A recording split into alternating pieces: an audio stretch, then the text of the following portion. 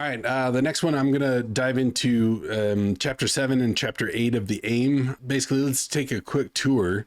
These chapters are packed with more vital information.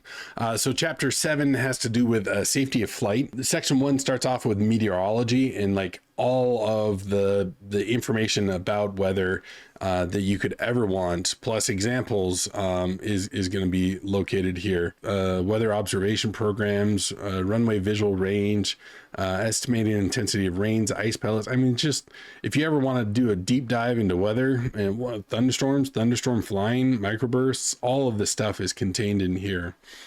Section 2 talks about barometric altimeter errors and setting procedures.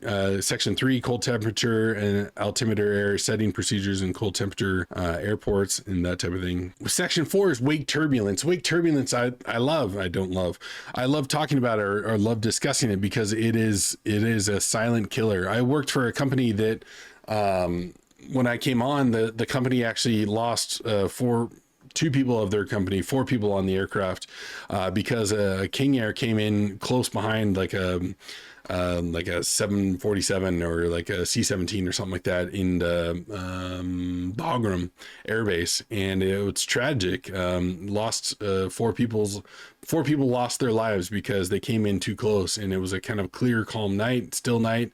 The big heavy airplane in front of them landed a little bit long. They came in a little bit shallow. They came in a little bit too close and ended up getting one of the wake vortices and just immediately rolling over and crashing. So I would encourage you to pay close attention and review the wake turbulence section.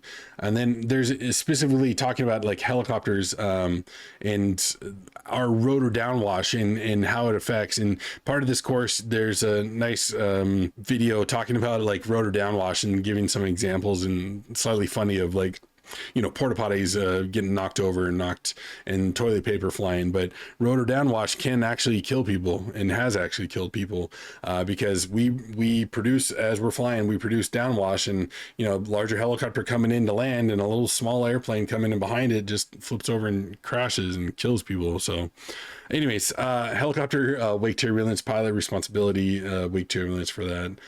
In separations, here's some ideas of how big or how far to be separated, 3-minute arrival, all of that stuff. Yeah, reporting bird strikes. If unfortunately you hit a bird strike, pilots are urged to report any bird or wildlife strike using this form. And then this talks about gives you information on how to fill it up or how to fill that out. And then potential flight hazards, accident factor causes, congested areas, anomalies, obstructions to flight, UAS, unmanned aerial systems, mountain flying, seaplane safety, just all kinds of phenomenal information here regarding the safety of flight, right? Section 7 then talks about safety accident hazard reporting. So if you have an accident or an incident, what an accident is, what an incident is, and when you have to report it. Now let's move on to chapter 8. Chapter 8 deals with medical facts for pilots, talking about like fitness for flight. So IMSAFE, illness, medication, stress, alcohol, and fatigue. Yeah, here's the IMSAFE personal checklist. Talks about hypoxia, ear blockage, sinus blockage, hyperventilation, illusions in flight, landing, vision flight. I mean, it's just, aerobatic flight. There we go. From a medical standpoint, this is just a wealth of information.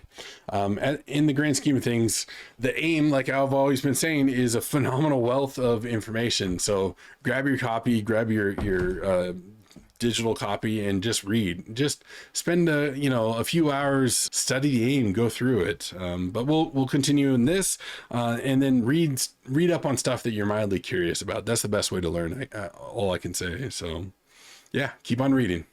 And as always, like and subscribe. If you want to learn more about the ins and outs of helicopters, my courses are designed just for you. Find them in the description below. And until next time.